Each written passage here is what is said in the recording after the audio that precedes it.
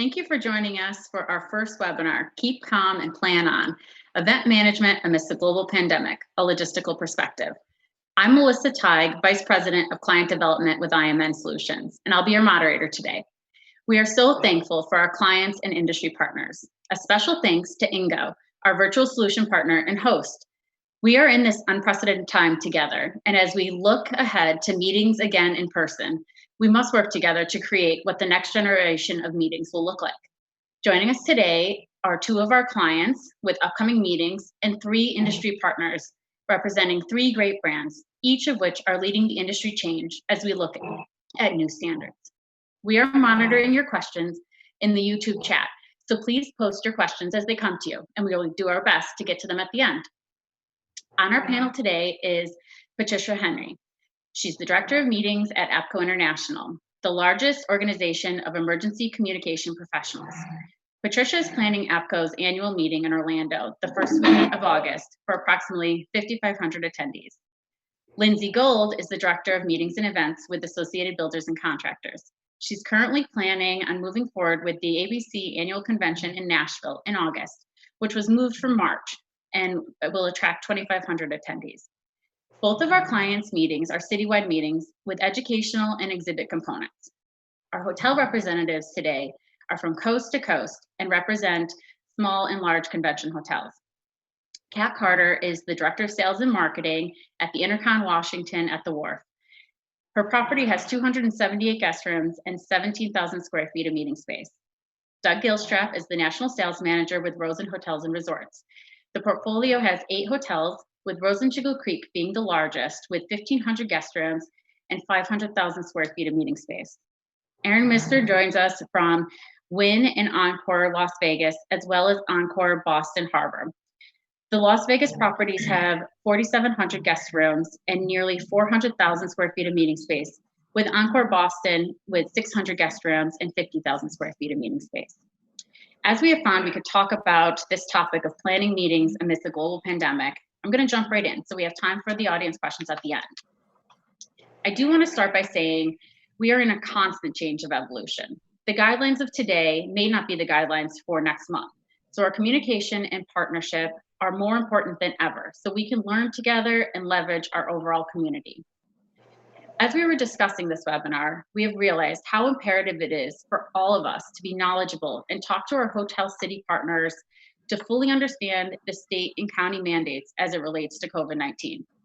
In some instances, each county is following a different regulation than the county right next door or the governor's mandates for health and meeting standards. Our hotel partners will touch on this throughout our discussion today.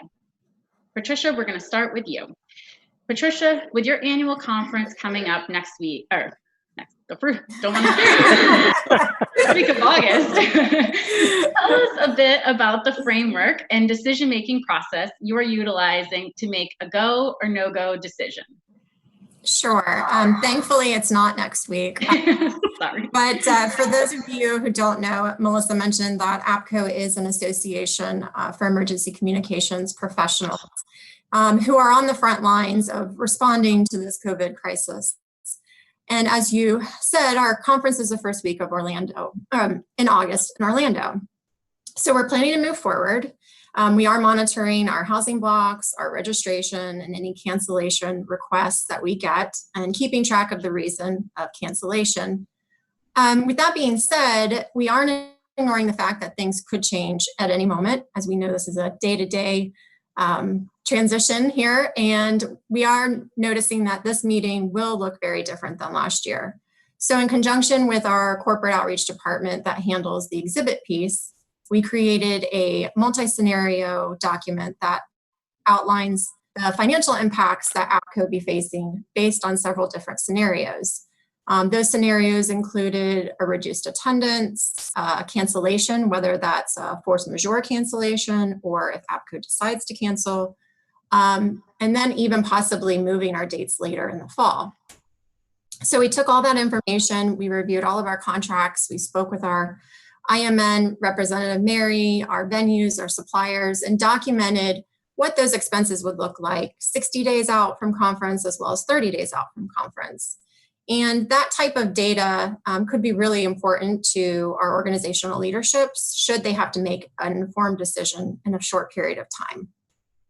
Another thing that we've seen some organizations do is a survey. We're not planning on doing a survey right now, but we've seen some organizations do a survey of their membership and even like the last 3 years of past attendees. And is just a pulse check of kind of where people are standing on attending an in-person event. So I think in combination, all of these things would give you a good sense of how to move forward with the decision-making process. Great, thank you. Yeah. And Lindsay, you have a very unique story. You made the decision to postpone the convention that was supposed to take place at the end of March. We made that decision pretty early on in this pandemic. We're now approaching the rebook dates in August. Share a bit about the story and how you're evaluating what this meeting will look like come August. Sure, thank you. So I think the first thing is, as Melissa said, we were very early in this process. We were supposed to have our meeting the last week of March. We were making these decisions the first 2 weeks of March, really before things were what they are now. So we were kind of going a little blind. We were having daily communication internally about what we were thinking we were going to do, putting together a pretty comprehensive health and preparedness plan on our website, sharing it with our attendees via email. But I would say by the end of the first week, we were still 70% go. But on the back end, we were also working with the CVC in Nashville and Music City Center on what happens if this continues. So the first thing we did that's really different is we looked at the components of our convention that we felt we had to keep if we were to move the program.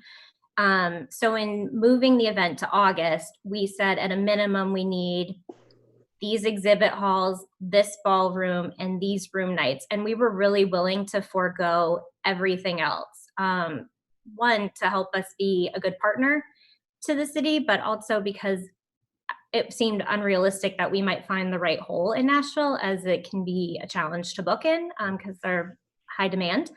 But once we were able to get the space we needed and the room nights, we moved really quickly to reschedule. Before the end of the second week of March, we had our communications plan out and had postponed the event. With the move, we reduced our space pretty drastically, and we moved all of the education components that weren't the keynotes and the big events that we felt were necessary to keep away. So in the time between now and August, we have done a webinar series for our members, webinar series for our chapter staff, where some of the speakers who were going to be presenting at our March conference have the ability to still communicate with them as we're not moving that forward. Great. Well, thank you. And I know one of the other aspects that you think about when you're deciding on can your meetings take place is the local healthcare preparedness. And so that was a discussion for you for Nashville, as well as some of the other upcoming meetings that we have coming. Correct. So we worked with the convention center. We always have at least 1 to 2 EMTs on property. We looked at, would that be enough? Would we need actual physicians? What does the capacity of the hospitals in the downtown Nashville area look like? What are the number of hotel beds available? I mean, things that we're still looking at on a daily basis as we continue to move forward. But really, the health and preparedness plan that we had in March was, okay, we're going to be a handshake-free meeting, and we're going to give out Purell to every attendee, and we're going to make sure that the hand sanitizers are all over the building. And our moving forward health and preparedness plan is going to look completely different than that. So that's obviously still an influx thing, and great to talk to our hotel partners that are here today about, as I think every day that is constantly changing. It is. Mm-hmm. It's surreal that it's only been 7 to 8 weeks since we started having these discussions, and Yeah, we thought having hand sanitizer everywhere was the answer, and now you can't be 6 feet away from, next to somebody, and you have to have a mask on. So there's a lot that we need to cover. Lindsay, we know ABC is highly focused on safety, just from the organization's policies as well as the industry that you're in. What kind of health precautions are you communicating to your attendees as you plan for August? Yes, so being in the construction industry, our health and safety is always at the top of our list. It's part of our value proposition. If we're gonna talk the talk, then we're certainly at a national level in front of our attendees, walk the walk.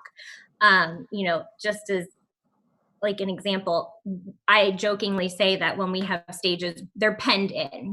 We put railings on everything, no matter how high off the ground it is, et cetera. So we've always focused on the security and that side of things, and now we're really getting to emphasize health and safety. So as I said, for our March meeting, we had a very thorough health and preparedness plan on the website.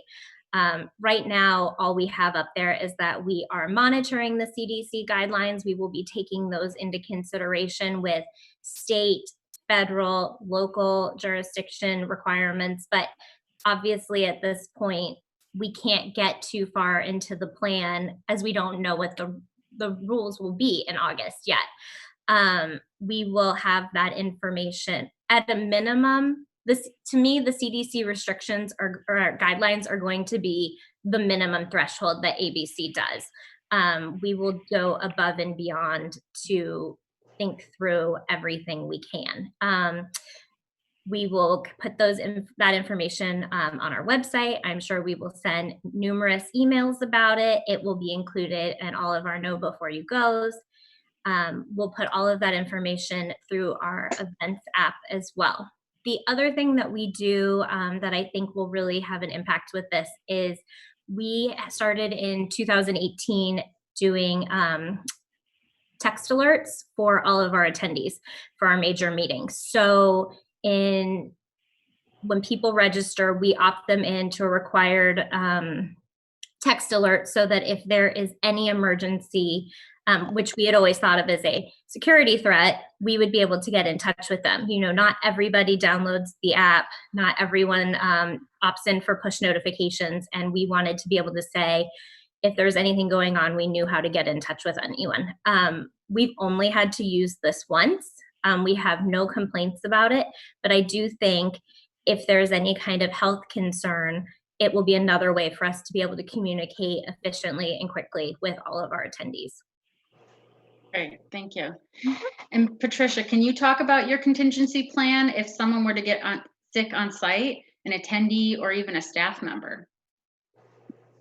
Sure. Well, as Lindsay mentioned, it is changing daily. So what we have currently now for our operations plan, again, using those CDC guidelines for large events, could look very differently.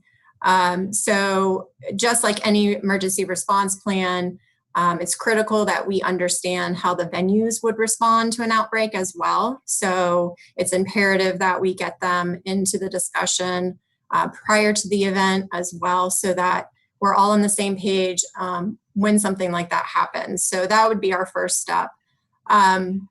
Before the event, just high level, we would identify somewhere to take somebody to isolate them, to be able to remove them quickly from the event. They may need medical attention immediately, a mask, transportation, all the things that you think of that are typically relatively easy, all of a sudden become a huge task. So having a plan ahead of time and knowing what steps we'll take would alleviate that. They may need to go to a local hospital, so having all the nearby hospitals, like Lindsay mentioned, what their capacities are. I would also recommend having the local health department's outbreak response plan, as well as a contact list for local emergency services, so that when that happens, or if that happens, you've got that list of contacts to start your plan immediately. And then for the individual that's actually sick, you may need to assist in contacting their family member. I know Lindsay mentioned that she requires cell phones from everybody.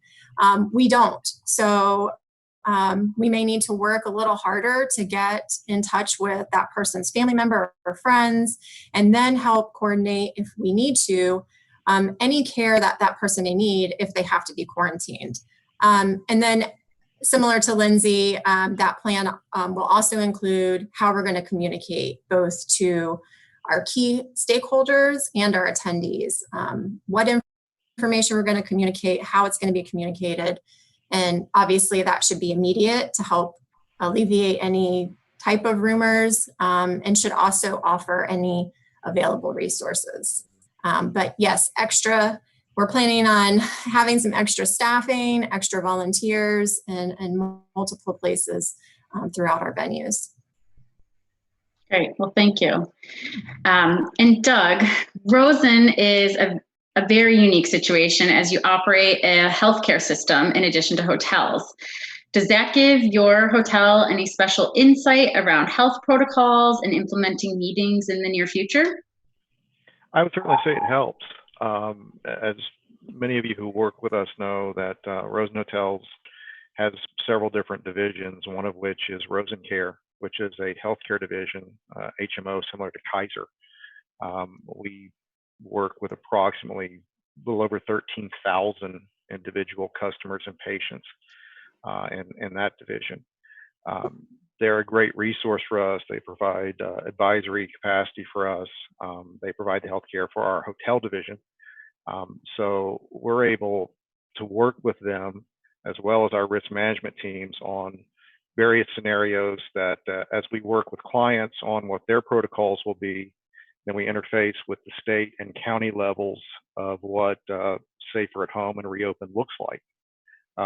We're able to combine those three views into a holistic view. So for us, it's a great resource to have. Great. Thank you. And Kat, as the hotel is open and operating, unlike many hotels at this point, I understand you've implemented some great safety and health precautions for the employees and the guests that you do have. Can you share a bit about those processes? So our hotels have been preparing obviously for some time now, which a month goes by very quickly these days. But policies, procedures, preventative measures to minimize risk, and also actions to take in the event that we do have either an associate or a guest that is infected with COVID. Key personnel in the hotel have been trained extensively. Some of the things that I think are operational day to day that are important to know. Just as you check into the hotel, we have now the 6-foot spacing mat. We have protection barriers at the front desk to protect our guests as well as our associates. We have signage throughout the hotel, which I'll touch on in a little bit. We don't require any registration card signatures or anything along those lines. So it's really a no touch, no contact check-in experience. We are delivering unique amenities to each guest room, and that would be the ever popular hand sanitizer as well as gloves. So we found that that kind of beats out a bottle of Dom Perignon these days, which won't challenge me on, but I assure you people are delighted to receive them. Also, our colleagues, in terms of protection there, we're all required to wear masks. So I'm actually in the hotel today and do have my mask if needed to leave my office. We also have gloves, and then we do symptom screening as well. So each day when you come in, our temperatures are taken. We complete a survey as well. So that ensures safety for our guests and for one another as well. The signage that I mentioned, we have social distancing signage throughout the hotel. We have guest screening guidelines, which just talks about, don't enter the facility if you're experiencing COVID symptoms. They should all wear face coverings when they're in the building that covers their nose and mouth at all times when they're in the public spaces. And then, of course, to please observe the other sign that's about social distancing. So that's been very important to us. So in accordance with the DC Mayor's office, we have closed our spa. Our meeting facilities are obviously closed because there's no gatherings over 10. Restaurants as well, and the gym. So as we go through the next phases, we'll reopen those in accordance again with CDC and with our local and governmental advisory and orders. We've moved from, this is not mandatory, but it's an over and above, we've moved from valet parking to self-parking. We have also, from our guest heartbeat survey, we've now instituted several new questions that help to gauge our success in terms of our response to COVID. One of them, for instance, is how would you rate your stay in terms of steps the hotel is taking to protect your hotel and your safety? We're currently at 100%, which is fantastic. And then another one, which is more of an open-ended question so that we can continue to gain feedback and do better. What do you think we could do to help you feel more comfortable and safe during this difficult time? So those have been really important to us to gain feedback and to pivot quickly. Another cool thing that we've done here, our housekeeping department, they now, for all of the high touch areas in the guest room, after they're cleaned and sanitized, they wrap them with plastic. They have an indicator on them that they are cleaned, sanitized, ready to go. So your doorknobs, your light switches, your remote controls, all those are plastic wrapped and indicating that they've been fully sanitized. So that does give that nice comfort level. As you approach all of the high touch areas throughout the hotel's public spaces, elevators and such, we have more hand sanitizer. Sanitizer heavy here, which is fantastic. And that certainly is helping to, again, gain that confidence and to keep things clean. We have, proud to say, we've not had any instances of either associate or guest reports of COVID, so fantastic there. Some things we've done back of house, our cafeteria, we've instituted social distancing with the tables there, so everything is 6 feet apart for our associates. We obviously can't serve our employee buffets here any longer, so we've worked with the local community. We support small business, and we work with some of the vendors that are open in the area, and we provide coupons to all of our associates that they can go and purchase their lunch, bring it back, socially distanced in the cafeteria. We have self-cleaning stations, so everything is ready to go for that. Other than that, I think those are some of the main differentiating points right now. That's great. It really does sound like, you've thought through a lot of the processes and steps to take to safeguard, your guests and your associates. Is this an IHG standard, or is this what the hotel has come up with?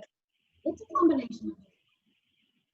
Certainly everyone is trying to do their best to innovate right now. So we do have corporate standards and policies. We can list on the IHG website. They're ever changing, so it's important that they're digital and not printed.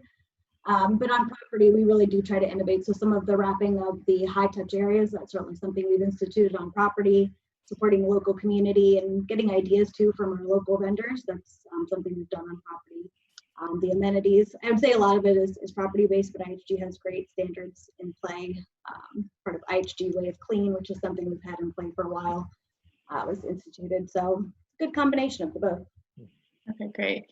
And can you talk a little bit more about how the hotel is safeguarding against the legal liability should someone get sick? Sure. We have these standards in play, which have been vetted through corporate. So we have response cards by department.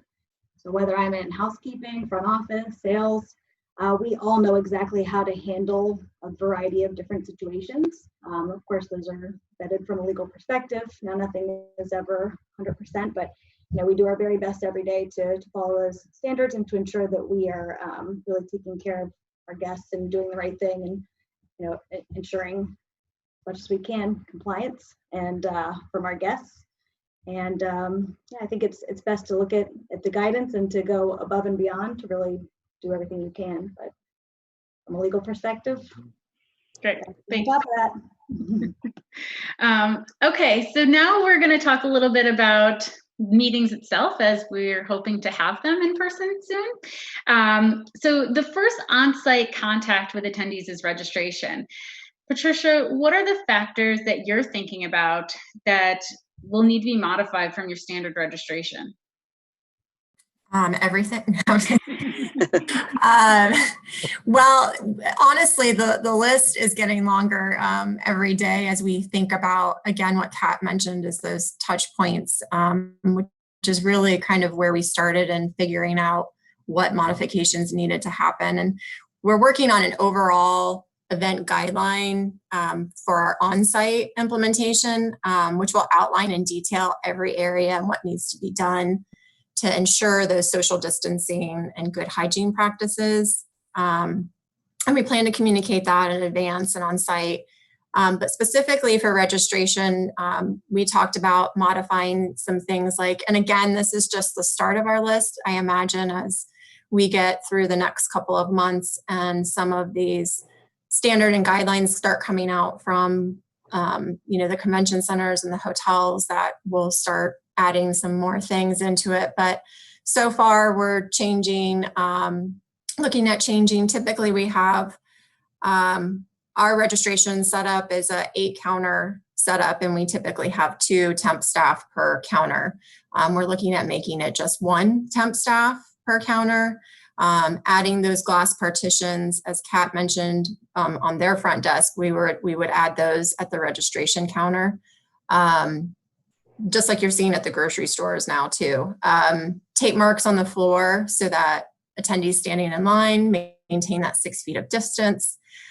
Providing sanitizing wipes and gloves to both the temp staffs who are handing over badges and lanyards, as well as to the staff that's working behind those counters. Putting additional signage in that area, noting those social distancing practices and good hygiene guidelines, and then adding some, again, sanitizer everywhere, stations there for the attendees. So that's just for registration, which is, a piece of trade show. So. And when you say tape marks, I see sponsorship bubbles and great sales opportunities. You can have fun messages on the floor. Yes, we need a sanitizer sponsorship. So well, thank you. And Aaron, you represent one of the largest hotels in Las Vegas. Wynn Resorts has put out an incredibly comprehensive plan to reopen your properties. I mean, I was personally blown away by it, and my master's is in project management, and I love details. So having had a week or so of feedback, what has been the reaction of the industry? Yeah, so the plan, as you said, is very thorough. The feedback has been fantastic and very positive. And I think one of the kind of best signs of that is it's come up frequently in many other industry webinars and online forums. So you've seen a lot of it lately. In fact, our CEO, Matt Maddox, was actually in DC yesterday, and he met with the president and a number of other CEOs to discuss his plan that he's put out to kind of get the discussion going on reopening the country and all the cities across the country. And we really just want to be a leader in the industry and really get the ball bouncing as far as a reopening plan goes. But as you can probably imagine, and I think we've talked about it here too, it's continuing to evolve. If you go online and look at the plan, it's already version 2.5, and that's just in about a 10-day period. So we're getting lots of questions about how the plan will work, and we're revising things as we go. And some of the pieces will be like long-term, just standard operating procedures for the hotel. But it's really only intended to be a short-term plan for the next 3 to 6 months, hoping that things will get back to normal after that. One kind of question that seems to come up a lot is how we can operate a large casino resort with thousands of people coming through with this plan. And unfortunately and unfortunately, we don't intend on being very busy once we do open. So it should be pretty easy to pull off. But it'll be good practice either way. And like I said, the reaction has been great, and we're excited to just get the hotel open. Yeah. And if there's anybody that hasn't read the plan, I certainly think you should. It is great. I mean, there's just so many great details in it. And, every hotel company has really stepped forward and put out their cleanliness plans and whatnot. But what I liked about the Wynn's plan is that it did start to talk about meetings. And sure, there's so much more to talk about, but a lot of the other plans have not yet addressed it. So Aaron, thanks so much for being here. And one of the questions that I want you to address is how you envision meetings to look, at least from, in the next 3 to 6 month window, from a meeting room perspective and flow perspective. Sure. Well, I think the most important part of this whole piece is, in terms of meetings specifically, is for it to be successful, there's got to be very good, clear, thorough communication between the convention service manager and the planners, and also as with the planners and their attendees. In this environment, I don't think anything will really go well if the communication isn't great leading up to that. We actually had a group in mid-March right before we closed of about 900 people, and we already had sort of implemented some of the practices that are in this plan, and so we got to see kind of how that was going to work. But like specifically our conference service team and our catering team has been working on a variety of different mock floor plans with 2 per 8 seating, 1 per 6 seating for classroom style in terms of rounds, 5 people at a round. We've also just created new menus that are on our website. We're calling social distancing menus. It's just breakfast, lunch, and breaks, and most of it's prepackaged kind of things. But there's going to be like no shared items like condiments, no carafes of water. It's going to be going all towards bottled water, no buffets. I think Kat mentioned we're going to have lots of signage everywhere, and a lot of it's just going to be more common sense type things about maintaining distance and washing your hands. In terms of cleaning, we will be doing frequent cleanings throughout the meeting space and the rest of the hotel, mostly at about an hour's frequency. In terms of cleaning, one challenge that our convention service team is trying to figure out and work through, for example, is podiums. Like podiums can have a number of speakers come through in a day. And if there's not really any time between speakers, is somebody cleaning the podium in between speakers? So we're trying to figure out what the best way of doing that is. Another example is we have these very nice leather boxes for all of our meetings that include pens and pads of paper and chocolates. So that's obviously a shared item we can't use anymore. So we're trying to figure out what the best way to get all of that to everyone is. And it's probably just going to be an individual set for every seat at a meeting. But, it's going to be all done on a case-by-case basis with every group and every meeting planner and what they're comfortable with. And again, is going to go back to, like I said, communication has to be very good for it all to be pulled off successfully. Yeah, great. Thank you. And, the days that, cleaning was something that was always done when no one was around, so no one saw it and it was all secretive. Now everybody's going to want to see all of the cleaning taking place. Absolutely. And I know obviously there was an extensive discussion about the hotel cleaning process and, some of the new technologies that you've implemented. So, like I said, I encourage everyone to read that, and we're going to get to some of the questions because I've seen some questions come in already about elevators. So we'll come back to that in a bit, and we'll touch on all the hotel representatives here. So thank you. And Kat, given that your hotel is open and operating, how are you feeding your guests? I know your restaurant cannot be open. So what factors have you taken into consideration, and how do you envision food and beverage in the meetings environment to be impacted? Thank you for 2 plugs. Yes, we are open for business. It does provide, it provides a great testing ground essentially to try out various products. I mentioned that we're working with the local community and really trying to support local business. They have very cool, unique offerings. For all of our guests, we're offering carry-away breakfast each morning.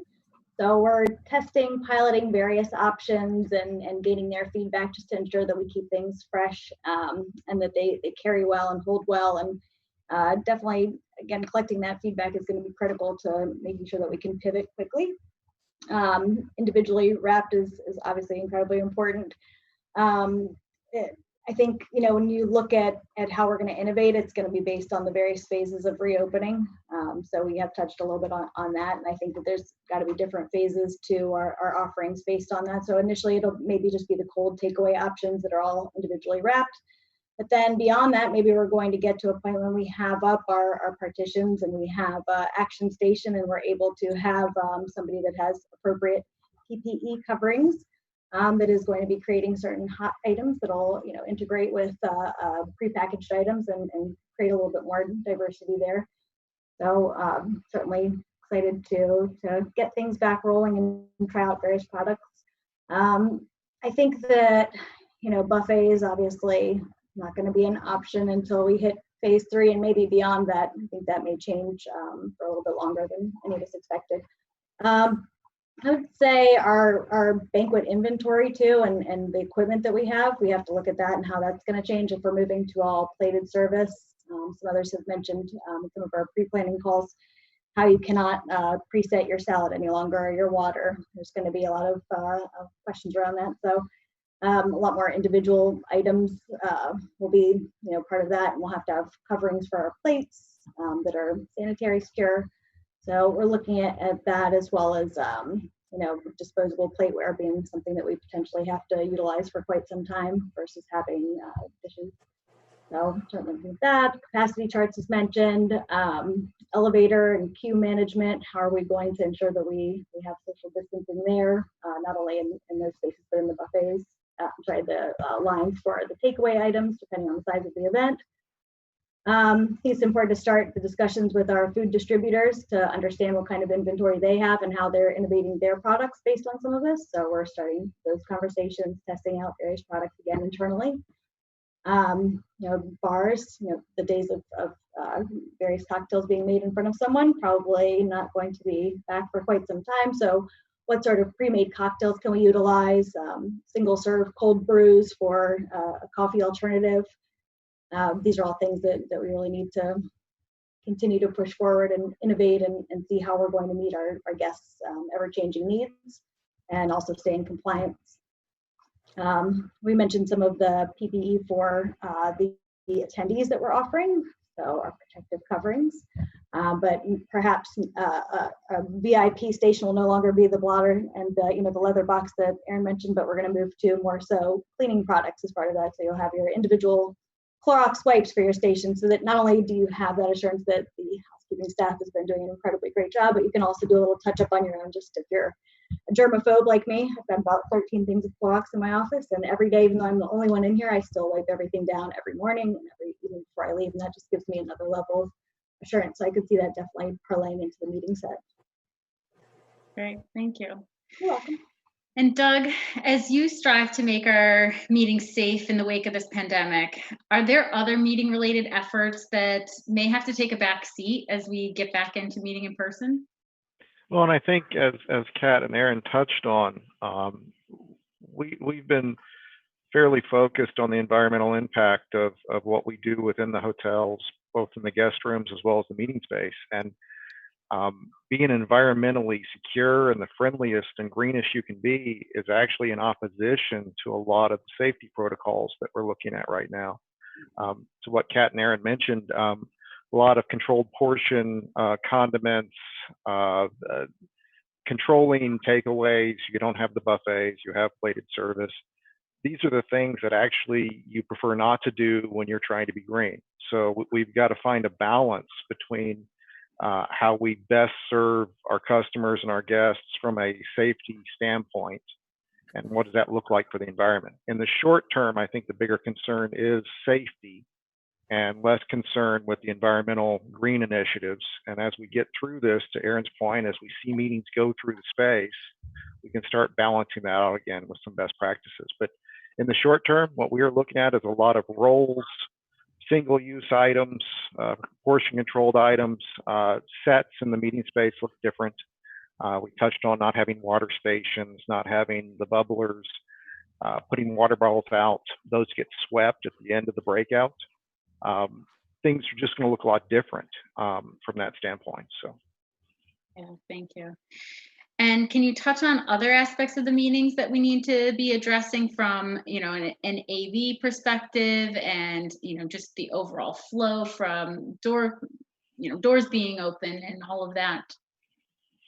Well, and it's funny, Florida is doing its first phase of reopening from Safer at Home on Monday, Monday the 4th. That's most of Florida. South Florida is excluded from that reopening, and South Florida is Dade County, Broward County, Palm Beach County. But here in Orlando, we are doing limited reopening, and it's a work in progress. It's interesting. I had discussions the other day about whether we do theater sets or classroom sets to maximize social distancing. And what our discussions with groups that are coming up have been is that their rule of thumb is they're looking at 30% more space or 30% less rooms with the same space in order to accommodate the growth in the social spacing. But you also have to balance that with your various fire marshal issues. Here in Orange County, where our hotels are located in Florida, the fire marshal prefers to have complete rows of banquet chairs in theater that are all attached to one another.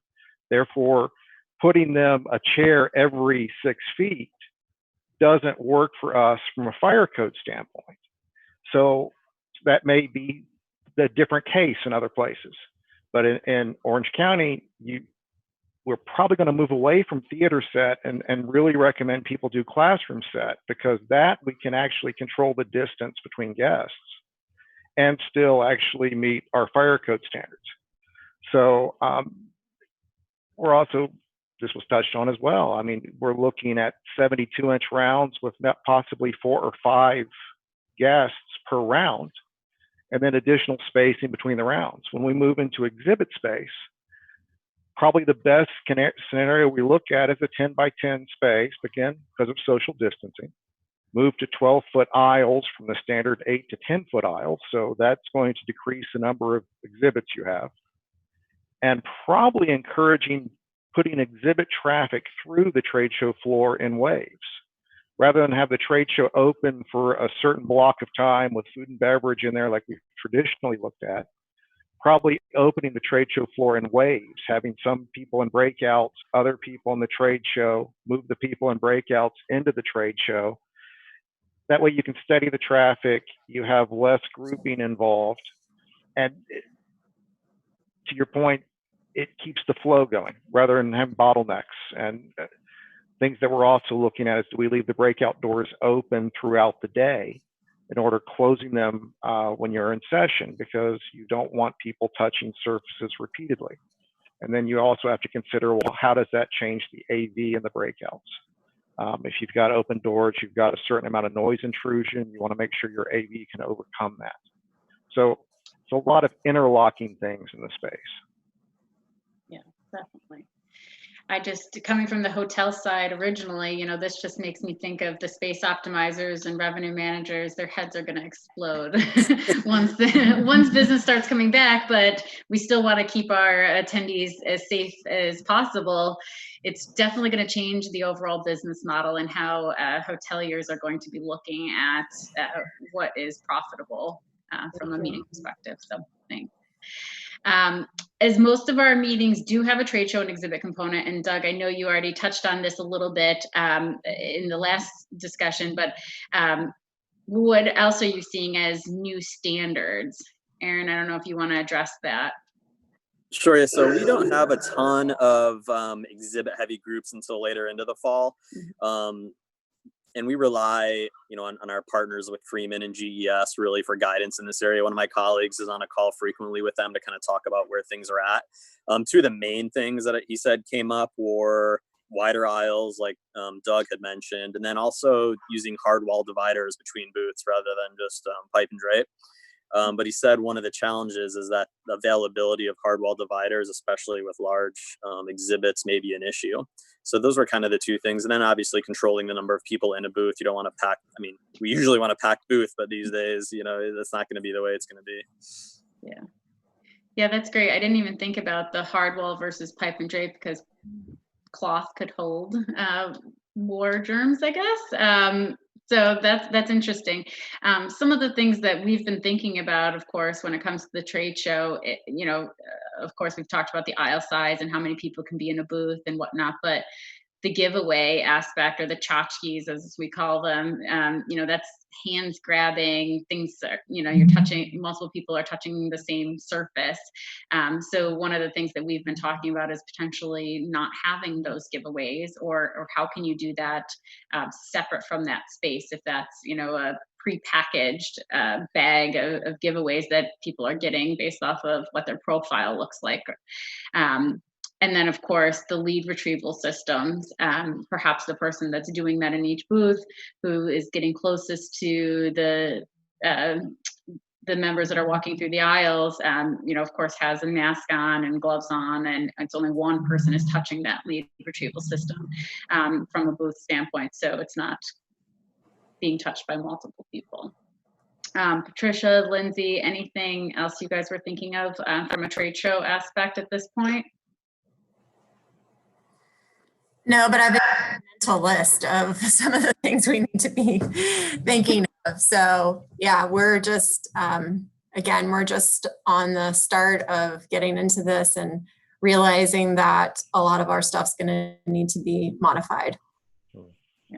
Our exhibit floor is very different for our convention than most are. We use the majority of our space to literally do what I call Construction Olympics. And it is a craft competition where we are doing masonry and welding and carpentry and all of these crafts. Our apprentices are doing these on the floor. So we have a small trade show side, but it isn't the primary focus. So there is definitely a thought, fortunately, we've always allowed extra space. Our aisles have always been extra wide. Each competition is within a penned type area, but are we allowing enough space between the competitors now?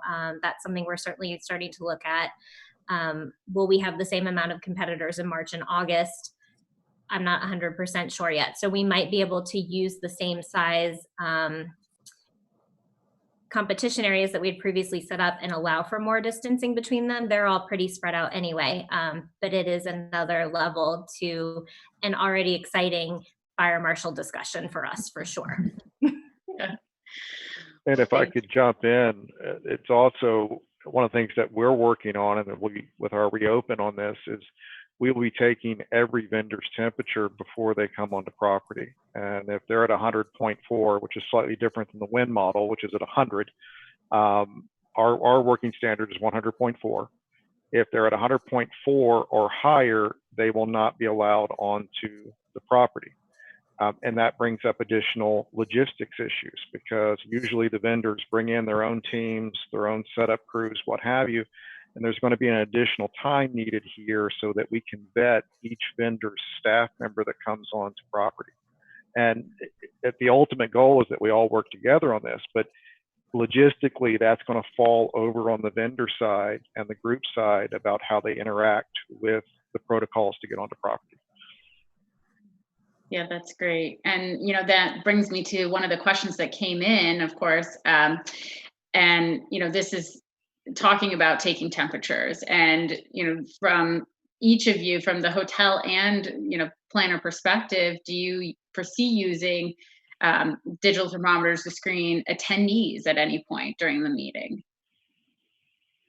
I can just comment. I mean, there's obvious legalities that we have to consider. There's HIPAA. So there's certainly privacy issues that we need to consider. But I do know, as we benchmark and look at some of our international hotels, which obviously have different laws and legalities, that thermal scanning is something that is being looked at. But I think that has to come with overall, federal, local, state regulations, protections acts that would protect everyone from the legalities of that. But I do think thermal scanning is something that should be considered from my perspective. I do know we've looked at thermal scanning cameras. They're hefty price, about $16,000 or so per. So when you look at having, 100 plus cameras throughout a property, that could be a significant cost, but maybe just put them at key screening areas. But then what happens next after a screening shows that somebody does have a higher than average temperature? What comes next? So there's many considerations with that, but I could see it being something down the line, especially if there's some sort of tax forgiveness that goes with some of the equipment enhancements that would be needed to facilitate something like that, especially on the larger scale. Or just a smaller property, but for the win for Encore, I'm sure that would be a big deal. Yeah.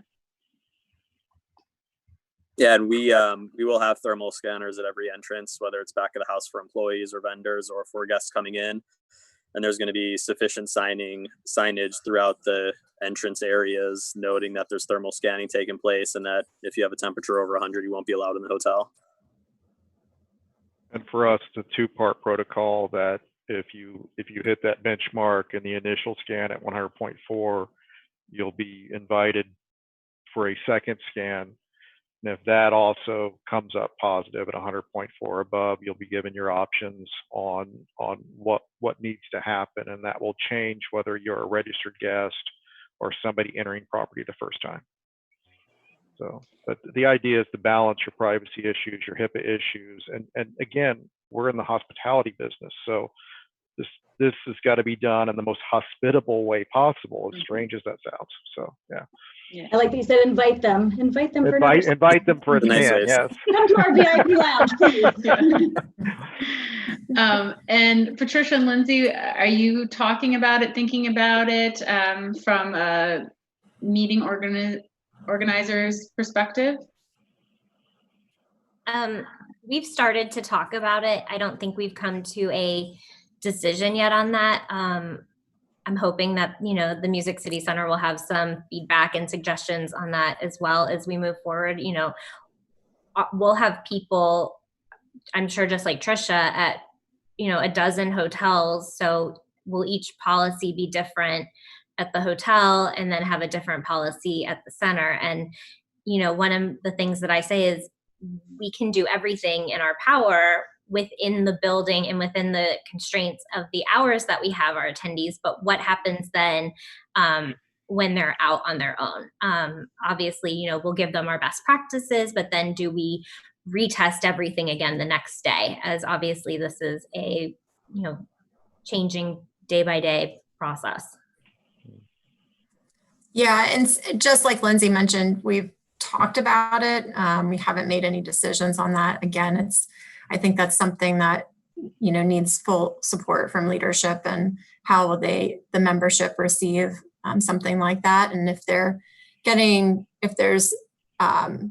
things like that in place already at the hotels, do you need to do it again at the convention center? So it's just working together with all of your partners and making sure all your bases are covered. Yeah.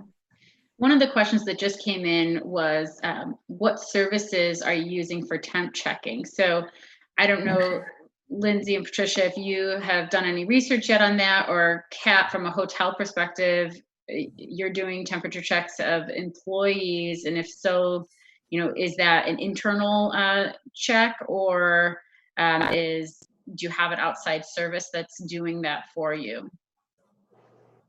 On property, it's an internal check. There's somebody that's assigned, goes through the training.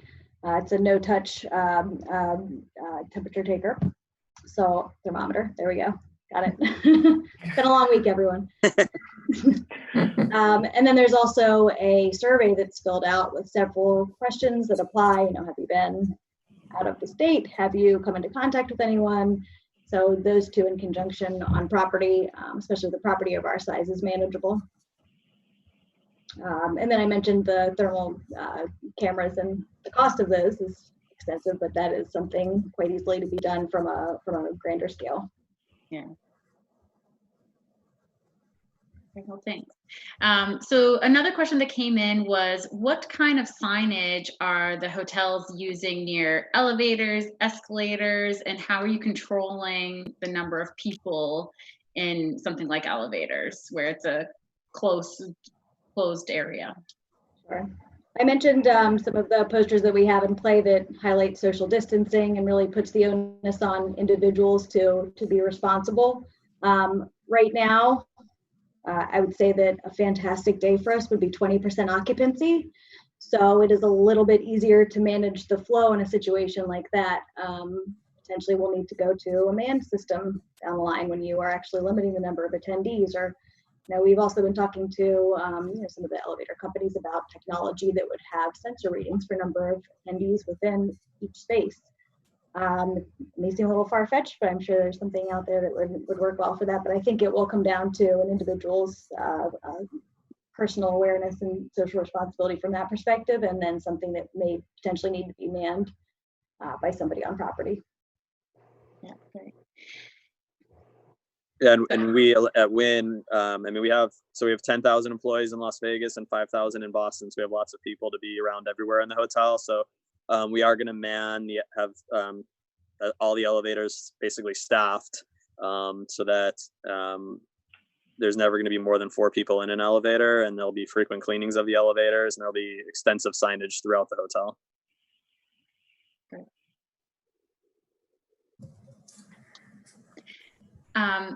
Another question that came in was, is there a concern of shortage of the PPP and sanitizing materials for, you know, hotels and for major meetings of these size once they start coming back? Absolutely. Yes. Anytime you do a happy dance when you go to the store and can find toilet paper, that's a very basic essential for all of us. So I think supply chain wise, that's something we all need to consider. And with larger organizations, there's different types of buying power. So I think there may be less of a concern there, but there's going to be instances where we're going to have to look to get creative and source locally. I think to some of the grocery stores and how they've been able to do a really great job with that. You see some brands that you wouldn't typically see, but they are hand sanitizer, and they've had to think outside the box to source those. So whether locally or getting incredibly creative, I do think it is going to continue to be a concern and something that we all need to think ahead very far regarding. Okay. Yeah, we're trying to figure out what areas are going to need that and how many we're going to need to order so that we can maybe get that in soon, so that we can at least anticipate the initial order so that we get that in time. But yeah, that's definitely a concern. And who supplies for attendees? Like, do we require them to bring their own, or are we supplying it for them? Obviously staff and volunteers, I think we would do, but from the attendee perspective, again, it might be something that the organization provides to attendees. Yeah. Sponsorship opportunity. Yes. Okay, here's another question for you, Lindsay and Patricia. Just recently, MPI revamped their policies for their postponed meeting, offering things like risk-free registration, options to change your registration to a virtual programming, or defer to next year. Have you changed or modified your registration cancellation policies and or sponsorship and exhibitor fees at this point? So with one of the things that we did when we moved forward to August is as an incentive to keep our attendees wanting to move forward and knowing we were going to scale back some of the events, we significantly reduced the cost of our registration. So no matter what type of ticket you had when you had bought it, we rolled out this plan on our community. It was part of our communications plan when we launched our registration. Everyone was going to now get this one fee.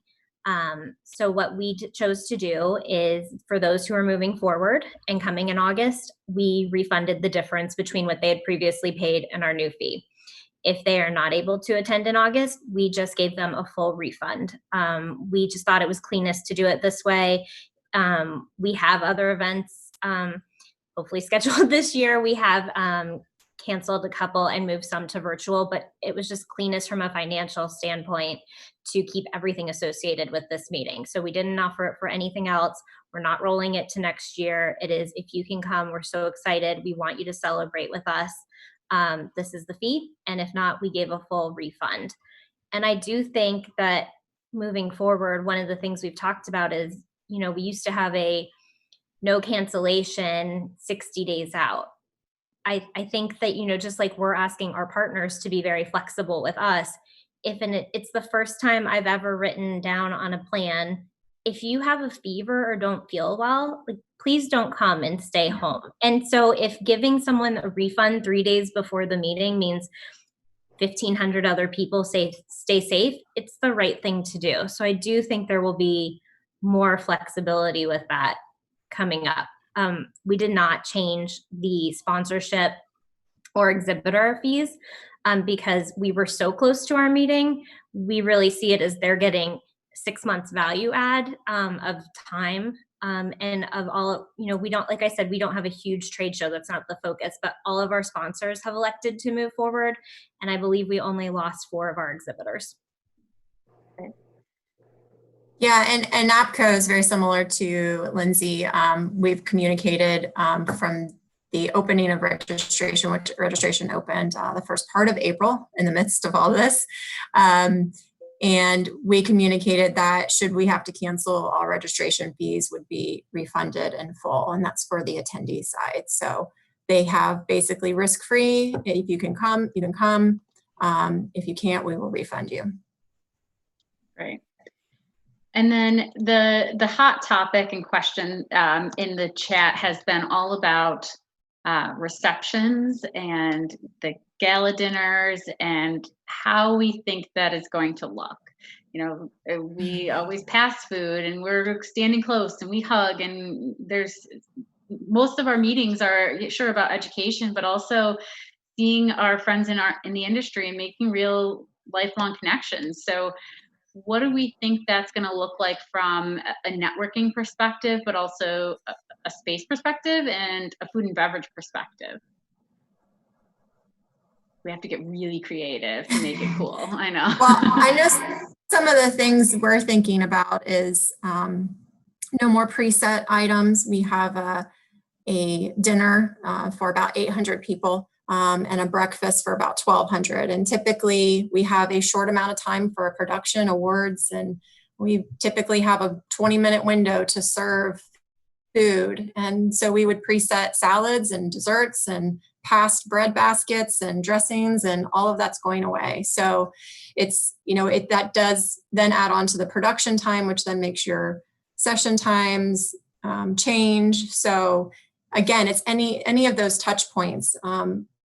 I think people would be comfortable with preset food. I don't think they'd be comfortable taking bread out of a basket that somebody else had already taken bread out of. I think those days might be gone. I'm not sure, but I am interested to see how receptions play out. We have a lot of them. They're a huge component and sponsorship opportunity for our organization. So that's something we're still trying to figure out. So if anyone has any ideas, I'm open. Yeah, I think it's one of the things our catering department has struggled with the most, and their sort of planning and their mock operations. I mean, there's not going to be any food stations, like Patricia was saying. So, and there's like the menus that we came out with, there's no reception menus right now. So I think it's something we're still trying to figure out how we're going to do it. And it's probably going to, again, be based on how the catering manager, the discussion the catering manager has with the planner and how they want to have it take place. Yeah, I'm thinking maybe like a progressive or round robin with a different theme in each room where no one touches anything, and there's like 20 people in each huge ballroom. And you know, you have the Chinese takeout containers filled with food, but cute food, because we really have to step it up from a creative aspect in order to, you know, keep these things interesting. I mean, those donut walls that everyone's hands were all over were awesome, but you can't do that anymore. I actually got the chills when you said that. I just think about I thought twice about it. I think about even when you have, if you don't have items preset and you have a plated dinner, a server coming out without a face covering, without hand coverings, and without a covering on the plate that is not just your typical metal covering with a hole in the center. Like, you want something that comes out in a bubble. So how do we do that efficiently and preserve the food, but also, especially in phase 1 and 2 of reopening, when there's going to be either 6-foot social distancing or some degree of that relaxed distancing? Like, how do we really do that? I think once we get into phase 3 and things are reopened on a grander scale, business can return to a little bit more normal operations. But until then, we really have to work together to get creative here. Absolutely. Lots of bottled drinks, lots of alcohol. And we're really focused on using our banquet labor to help control and make for a helpful environment. White glove service is definitely, and we mean white gloves on the surface. It's something that we're really focused on, is using our banquet labor to help ensure social distancing and help pass between kitchen and guest with nobody in between those two parts. So we're expecting to be using our banquet labor at a higher level than we had. So. Great. Well, there's so many things that we haven't gotten to touch on, from meeting breakout times and how that's going to change, and just all the various aspects from shared microphones are no longer going to exist and things like that. So there's so much left to talk about, but I hope that this time was well spent for everybody. So I want to, of course, thank our panelists and for your participation and willingness to share what you know, because this is evolving and, you know, it's constantly changing, and we can't hold our feet to the fire on any of this, but this is what we're thinking as of today. But also I want to thank our partners at Ingo for their technological support. And if you need virtual assistance, please let your IMN partners know, because we can certainly help you with that through Ingo.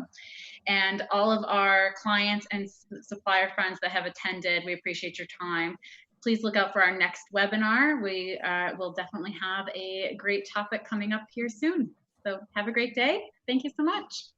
Thank you. Thank you. Bye. Bye-bye.